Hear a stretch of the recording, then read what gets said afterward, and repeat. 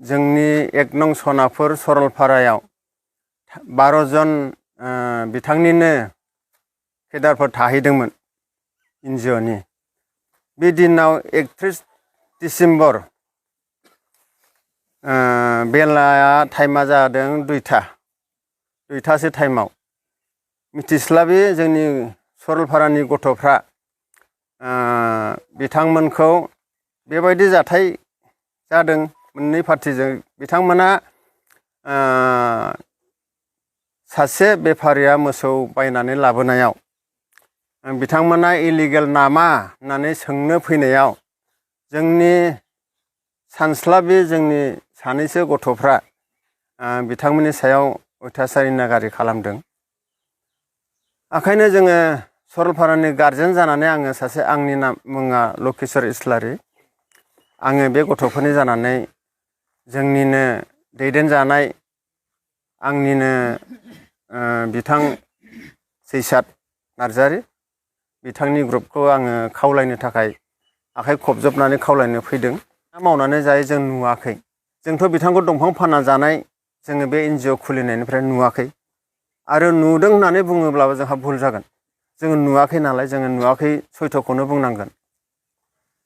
बेखायनो आङो खावलायदों बिथांखौ जोंनि गथ'फ्रा फंनैसो गाज्रि बुंनायजों उपदस्थ होनायखौ बिथांनिसिम आखाइ खबजबनानै आङो गारजेन जानानै आं खावलायदों। खुलुमबाय रायजोफोर, गिबिसिनथाराव फिथांखि ब्लग इउटुब चेनेलनिफ्राय रायजो राजा बयनिसिमबो फुंबिलिनि गोजोननाय बावहरनाय जाबाय। स' रायजोफोर, दिनैबो आं नोंसोरजों सावरायनो थाखाय माखासे भिडिअसफोरखौहाय लानानै फैबावबाय। दिनैनि गिबिसिनथार भिडिअआव जोङो नैबे बागुरुम्बा मोसानायनि सायावनो सावरायलायगोन। नैथियाव जोङो नैबे CSBनि लाइजामनि सायाव जोङो फंनैसो बाथ्रा सावरायगोन।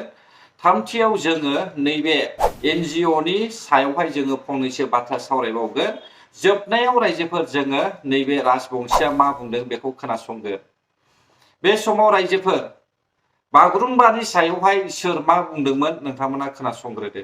वर्ल्ड बुक रेकर्ड खालामबाय।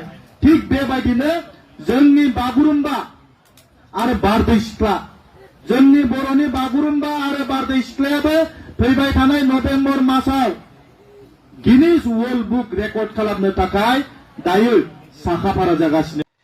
बर'नि मोसाखावरि बागुरुम्बा, बर'नि कालचार डान्स ना, बे बर'नि कालचार डान्सखौहाय UPPL सरकारनि CM प्रमद बर' सारा सिगांनो बुंनानै होखादोंमोन जे UPPL सरकार थानाय समावहाय नभेम्बर दानावहाय बागुरुम्बाया वर्ल्ड रेकर्ड जागोन होननानै। दा बेखौहाय आंबो नेनानै दङमोन माब्लानि समाव जोंनि बर'नि दैदेनगिरिफ्रा बे बागुरुम्बाखौहाय वर्ल्ड रेकर्ड खालामगोन ना। बुंनो थाङोब्ला जोंनो बे बागुरुम्बाजोंहाय आरोबाव बर' जाथिया स्टेप मोनसे आवगायबावगोन। मिथिबायना रायजोफोर? जेरै बर' रावखौहाय भारतनि संबिधानावहाय 8 सारियावहाय जोङो गनायथि मोनबाय। सिगांनि समावहाय BTC एकर्ड जानाय समावहाय बेखौहाय एन्ट्रि खालामनानैल' दोनदोंमोन, नाथाय मावाखैमोन रायजोफोर। दा UPPL सरकारा बेफोर गासैबो हारि जौगानायनि खामानिखौहाय नुनानैहाय बिसोरो दायथ' लानायनि थाखाय जोङो नुनो मोनबाय भारतनि संबिधानावहाय बर'नि रावा गनायथि मोनबाय। आङो बेखौ बुङा दे UPPL सरकारल' मावदों होननानै, मानोना एन्ट्रि खालामनायाव आखाइ दङ BPF पार्टियाबो। बेनिखायनो आं सानो जायफ्रा BPFखौ सापर्ट खालामग्रा नोंथांमोना गोदाव सोराव बाथ्रा बुंनो नाङा रायजोफोर। दा नोंथांमोना बागुरुम्बा मोसानायनि बेवहाय सावगारि नुदों प्रेक्टिस खालामनाय। दा बे प्रेक्टिस खालामनायखौहाय नोंथांमोना नुगासिनो दंखायो ससियेल मिडियायावहाय। बिथांमोना फैबाय थानाय नैबे बैजि दाननिनो 17 अक्ट' खालार खालियावहाय गुवाहाटीयावहाय बे वर्ल्ड रेकर्ड जानो थांगासिनो दङ फाइनाल। अब्ला रायजोफोर, बेफोर खामानियासो जौगानायनि लामा, मोनथिबायना? बै लोंग्लुंनाय जाग्लुंनाय फेस्टिभेल खुंनाय बेफोरो जौगानायनि लामा नङा। दानिया नैथियाव फैदो, जोङो CSBनि सायावहाय सावरायलायनोसै। सेन्ट्रेल सेलेक्सन बर्ड, बेयावहाय माइनरिटि सुबुंफोरखौहाय सायख'नाय जायाखै। बेखायनो माइनरिटिनि सुबुंफ्रा दिनैनि समावहाय मा बुंदों ससे खोनासं। ইতিমধ্যে আমি দেখিবলৈ পাইছো CSB বোর্ড যেটো গঠন কৰা হল কমিটি, এই কমিটিখনত আমাৰ সংখ্যালঘু সমাজৰ পৰা এজনো প্ৰতিনিধি নাই। আমি ভাবিছিলো যে আমি দ্বিতীয় বৃহত্তৰ জনগোষ্ঠী থকা এই সংখ্যালঘু সমাজৰ পৰা হাগ্ৰামা মহিলাৰী ডাঙৰীয়াই কমেও 2জন ব্যক্তিক তার প্রতিনিধিত্ব হিসাবে দিব। কিন্তু আমি দুখেৰে ক'ব লগা হৈছে কমিটিখন চোৱাৰ পিছত আমি বহুত দুখ পাইছো। গতিকে মাননীয় হাগ্ৰামা মহিলাৰী ডাঙৰীয়াক আমি অনুৰোধ কৰিছো যে এই কমিটিটোৰ ওপৰত পুনৰ বিবেচনা কৰি আমাৰ এই সংখ্যালঘু সমাজৰ পৰা যিসকল ব্যক্তিয়ে BPF কৰি আছে তেখেতসকলৰ পৰাই প্ৰতিনিধি তাত অন্তৰ্ভুক্ত কৰোৱা হওক। আমি এইখিনি দাবী জনাইছো আৰু আমি ভাবো যে এই চৰকাৰখন গঠন কৰাৰ সময়ত বিভিন্ন জনগোষ্ঠীৰ লগে লগে আমিও কিন্তু কম হাৰে সমৰ্থন কৰা নাছিলো। আমাৰ সমাজৰ পৰা বৃহত্তৰ জনগোষ্ঠী হিচাপে বহুত সমৰ্থন কৰি এই চৰকাৰখনক অনা হৈছে। এই চৰকাৰখনৰ ওপৰত আমাৰ সংখ্যালঘু সমাজৰ এটা আস্থা আৰু বিশ্বাস আছে, ভৱিষ্যতলৈও থাকিব। চাওক, যোৱা BTC নিৰ্বাচনত সংখ্যালঘু 88% ভোট প্ৰদান কৰিছে BPF-ক। 8,87,000 ভোটৰ মাজত 5,22,000 ভোট সংখ্যালঘুৱে প্ৰদান কৰিছে BPF চৰকাৰক, হাগ্ৰামা মহিলাৰী। সেই ভোট লৈ হাগ্ৰামা মহিলাৰী গৰিষ্ঠ সংখ্যক সিট লৈ চৰকাৰ গঠন কৰিলে। চৰকাৰ গঠন কৰাৰ পিছত হাগ্ৰামা মহিলাৰীয়ে যি ধৰণে কাম কৰিব লাগিছিল সেই ধৰণে কাম কিন্তু আমি পৰিলক্ষিত দেখা নাই। আজি চাওক, ইলেকশ্যনৰ আগত ইস্তাহাৰত প্ৰকাশ কৰিছিল সংখ্যালঘুৰ কাৰণে বহু ধৰণৰ সুবিধা দিয়াৰ কথা কৈছিল, মাটিৰ পট্টা প্ৰদান কৰিব বুলি কৈছিল 3 মাহৰ ভিতৰত। সেই কথা কিন্তু একেবাৰে কোনো ধৰণৰ মানে আমি দেখিবলৈ পোৱা নাই কৰা। তাৰপিছত যোৱাকালি CSB বোৰ্ড গঠন কৰিলে। আজি চাওক, 11জনকৈ সদস্য তাতে নিয়োগ কৰিলে, কিন্তু সংখ্যালঘুৱে হিয়া উজাৰি ভোট দিয়াৰ পিছত সংখ্যালঘুৰ 88% ভোট লৈ চৰকাৰ গঠন কৰাৰ পিছত এজনো সদস্য অন্তৰ্ভুক্তি তাতে নকৰিল। তাৰমানে সংখ্যালঘুক সম্পূৰ্ণৰূপে প্ৰতাৰণা কৰিল। रायजोफोर माइनरिटिफ्रा BPF को भट होदों। इलेक्शन इस्ताहाराव लिरनाय मथे हा पाट्टा ST होगोन होननानै बिसोरो फोथायनानैहाय भट होदोंमोन। नाथाय दिनैनि समावहाय BPF पार्टिया ST नि बिफा नङा, हा पाट्टानि बिफा नङा। रायजोफोर, बे भारतनि मोनसे संबिधान हिसाबै आयेन खानानै दोनखानाय मोनथाय दङ, बेखौ लानानैसो बेयो सोलिनांगौ गोनां जानानै फैदों। बेनिखायनो दिनैनि समाव BPF पार्टियाबो बै माइनरिटिफोरनोहाय खोथा होनाय बायदि खामानि मावनो हाया। अभी आप लोग को भी मालूम हो गया ना, BPF पार्टी को जीतने का मौका दिया था। चुनाव से पहले आप लोग को जो इलेक्शन इस्ताहार में लिखा गया था उसके वजह से आप लोग BPF पार्टी को जीतने का मौका दिया था। किसी और मौलाना को ले आके UPPL को धोखा दिया था।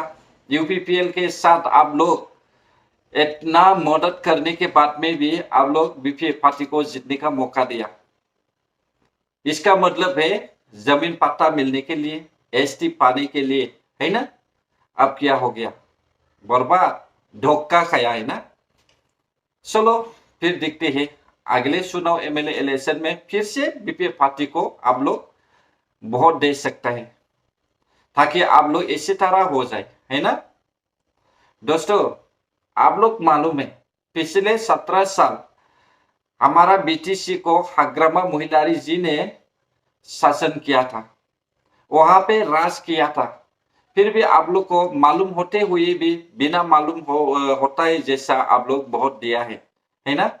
अब क्या धोखा खाया है ना।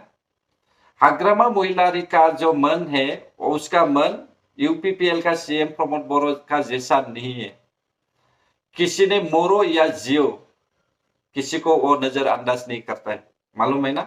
लेकिन UPPL का CM प्रमोद बोरो शुरू से हमें देख रहे हैं, जो आपसू में था, आपसू का प्रेसिडेंट था, उसी टाइम में भी वो आदमियों को वो क्या है प्यार करता था, आदमियों को हेल्प करता था, सपोर्ट करता था। इसी तरह UPPL पार्टी पिछले चुनाव में अगर जीतता था तो अभी आप लोग को शांत से रह के आप लोग हमारा साथ रहने के लिए भी मौका मिल जाता था। लेकिन आप लोग बहुत धोखा दिया है। UPPL के साथ आप लोग चुनाव में एक साथ चलते हुए भी आप लोग धोखा दिया है किसी मौलाना का बातों को लेकर, है ना। अच्छा हो गया, फिर से वोट दो हाग्रामा महिलारी जी को। नंगौना नङा रायजोफोर? बिसोरो सोरबा मौलानाखौ लाबोनानैहाय UPPL पार्टीखौहाय सापर्ट खालामग्राफोरखौ सिन्थायनो BPF party, BJP party, Congress party vote होनायनि थाखाय बिसोरो प्लान पलिसि खालामदोंमोन। नाथाय बे समाव मा नुखो? लाजिदो दाना, दालाय माथो थगायजाखो? दानिया फैदो जोङो सावरायनोसै नैबे मोननै भिडिअ दे रायजोफोर मोनसेया रायजो राजानि मोनसेया NGO नि दा बेयावहाय जे थांनाय समावहाय 31 मोन नामा 31 आवहाय जे जोङो ससियेल मिडियायाव भिडिअ नुदोंमोन बेयो एकदमबारे नंथारा रायजोफोर मिथिबायना मानोना एकदम नंथारैखौनो दाय खालामनानैहाय जाबसिननानैहाय नासयनायनि मोनसे नुथायसो बियो आरो बे दंफां जाबनाय जे नोंथांमोना नुदोंना दंफां जाबनायाबो बबावनिबा भिडिअसो होननानैहाय बिसोरो फोरमायनानै होदों दिनैहाय रायजो राजायानो क्लियारलि गावसोरनो फोरमायथि होदों खेंफोरथि होदों इनाय अनागारि बेबायदि खालामनो नाङा मिथिबायना दा थिग बेबायदिनो BTR आवहाय जोंनि BTR आवहाय बे मानो बड'लेण्ड इउनिभारसिटि आरो क'क्राझार इउनिभारसिटिनि सानै रेजिस्ट्रारफोरखौबो बिसोरो बेबायदिनो खालामदों मिथिबाय रायजोफोर दा जों नुबाय दा खोनाबाय क्लियारलि खोनाजोब्बाय ससियेल मिडियायाव आं नोंसोरनि भिडिअखौ हगाराखिसै हो रायजो राजाफ्रा बेयावहाय क्लियारलि गनायनानै लाबाय दायआ गावसिनिनो मिथिबाय नंथारै बाथारै बेबायदि खालामनो नाङा जोंहा NDB गैया BLT गैया आरो बड' रेजिमेन्ट गैया दा बेनिखायनो जोंनो NGO खौ नांगौ बहाबा माबा जायोब्ला बिसोरो प्रटेक्ट खालामनांगौ दावराव दावसि सोमजियोब्ला प्रटेक्ट खालामनांगौ बेनिखायनो रायजो राजाया बेबायदि गाज्रि गोसो लानानै बेफोरबायदि नासयनानैहाय बरबाद खालामनो दासान बे समाव जों खोनासंनोसै सासे राजबंशीया मा बुंदों नोंथांमोना खोनासं रायजोफोर আমি কৈছো যে বড়োসকলেই অসমৰ ভূমিপুত্ৰ নহয় আজিৰ দিনত মই স্পষ্ট ভাষাত কৈছো অসমত ভূমিপুত্ৰ বড়োসকল নহয় বাহ বাহ বাহ আপনি কি ভাবিছে আমি বড়োর জাতির অসমত ভূমিপুত্ৰ নহয় বলে না কিমান ইন্টারেস্টিং না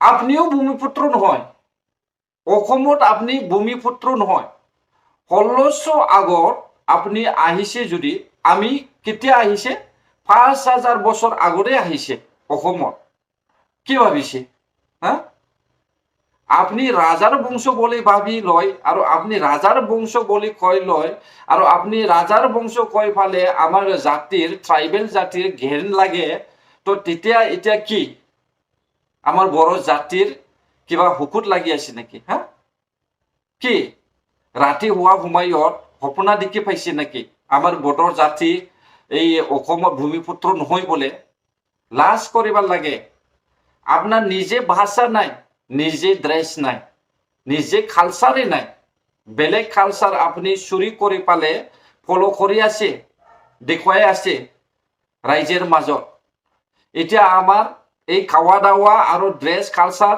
যিমান আছে এইটো জাইটেক পাইছে বলে নহলে আপনি কি চুরি কৰিবলৈ চেষ্টা কৰি আছিলে আমার ভাল সরকার আহিছে 5 বছরের মাজত আমার সরকার তো জাইটেক কৰি ফালে পাৰিছে এই কারণে আপনি চুরি কৰিবলৈ পাৰা নাই হয় না নাই এতিয়া কি কৈছে আমি বড় জাতি অসমত ভূমিপুত্ৰ নহয় বলে কত শুনিছে আর কোনটো ইতিহাস চাই বলে আপনি পাইছে যে আমি বড় জাতি ভূমিপুত্ৰ নহয় বলে আপনি কোনো বংশই নাই আর আপনি কি অসমৰ ভূমিপুত্ৰই নহয় সকলো জানে ভাল করে এতিয়া পঢ়িবি আর এতিয়া নাজানে তেতিয়া হলে রাইজের মাজত আবুল টুবুল খোৱাটো লাভ নাই মই এইটো ভাবিছে নংগনা নङा রাইজोफोर मबे स्टोरीखौ फरायनानैहाय बे राजबंशीया जोंनि बर' हारिनि सायावहाय आसामनि थागिबि नङा होननानै बुङो